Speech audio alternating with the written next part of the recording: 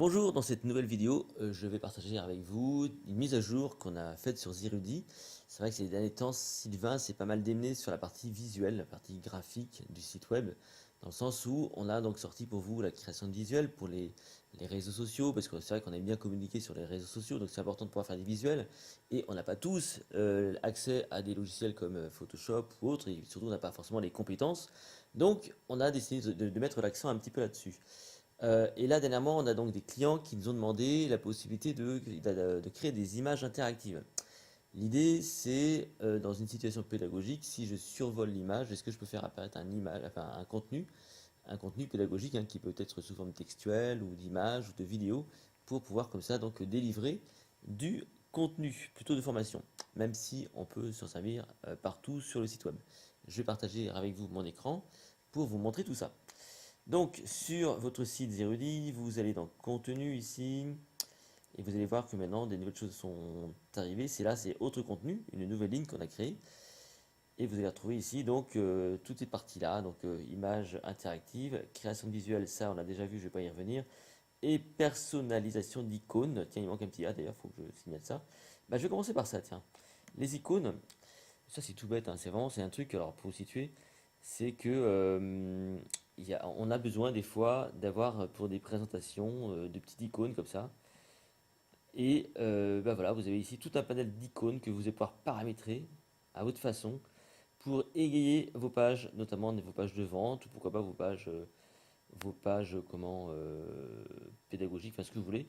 Hein, on peut donc mettre un petit cercle, mettre un petit carré, voilà, on peut mettre 100, on peut créer donc, alors ça c'est la taille du trait, donc c'est extrêmement, voilà, c'est très intuitif hein, pour le coup.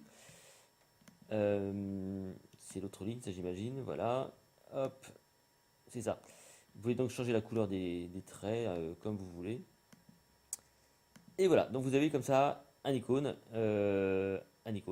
sur fond transparent pour le coup, on est vraiment sur du PNG et vous allez pouvoir comme ça agrémenter vos pages. Revenons maintenant à l'autre style, les images interactives. Alors ça c'est super intéressant. Je vais en créer une maintenant. Vous allez voir.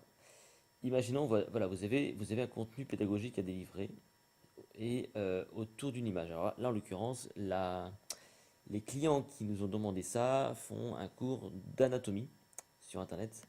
Et donc, c'est vrai que ça peut être super intéressant. Alors moi, j'ai pas d'anatomie, mais j'ai pris une photo, par exemple, ici. Voilà, je vais donc amener cette photo-là. Et j'ai donc ici un premier libellé qui existe, qui par défaut, je peux le déplacer où je veux. Et comme ça ici. Voilà. Je vais où je veux. Je lui donne la taille que je veux. Donc il y a à peu près 8 tailles différentes, je crois. Voilà. Je vais mettre là. Je peux lui mettre le fond que je veux. Admettons que je mette un fond jaune. Voilà. Je peux mettre une bordure. Ou pas. Comme ça. On peut avoir un carré. On peut avoir une étiquette. Admettons que je fasse une étiquette. Et le libellé donc va s'appeler plutôt cheveux. Voilà. Et là, je vais lui mettre alors soit un texte tout bête, soit j'active l'éditeur riche. Et là, je fais comme d'habitude, je peux mettre donc du contenu classique comme on l'a sur les éditeurs de pages. Admettons qu'ici, je mets juste un texte. La couleur de ses cheveux est marron. N'importe quoi. Voilà, bah c'est tout. Alors on peut mettre des flèches aussi, hein, on peut mettre flèches à gauche ou à droite, enfin voilà, ce genre de choses.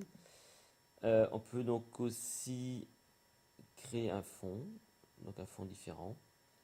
On peut donc voilà, changer la couleur de la bordure si on en met une. Voilà, on peut vraiment tout paramétrer. Et vous faites juste ajouter. Et voilà, vous avez donc une image qui est ajoutée. Et quand on survole le document, enfin le libellé, on a une information qui apparaît. Ensuite, vous allez l'intégrer dans une page. Donc là, j'ai mis une page par défaut. On va prendre le bloc image interactive qui n'existait pas, qui maintenant est à votre disposition là. On vous demande d'aller choisir mes images interactives, les cheveux. Voilà. On peut, comme les autres images, on peut effectivement gérer la hauteur, tout ça, de façon à avoir une image qui corresponde bien. Et voilà. Et donc on a une image interactive qui est intégrée dans une page web. Voilà. Et vous pouvez aussi donc montrer les libellés au survol. C'est-à-dire qu'on peut le laisser disparaître et puis c'est quand on survole que ça apparaît. Ou montrer toujours les libellés. Donc encore une fois, c'est une fonction qui va s'améliorer comme toujours, mais qui est prometteuse parce que bon, bah, vous pouvez maintenant proposer à vos apprenants encore des petites choses un peu plus interactives. Ça fait partie un peu de toute cette gamification qui fait que voilà, les gens restent un peu plus accrochés à vos contenus de façon plus pérenne, hein. On va donc comme ça favoriser un peu plus la persistance, la découverte, et c'est forcément plus intéressant. Voilà, c'était les petites news du moment avant que d'autres arrivent par centaines.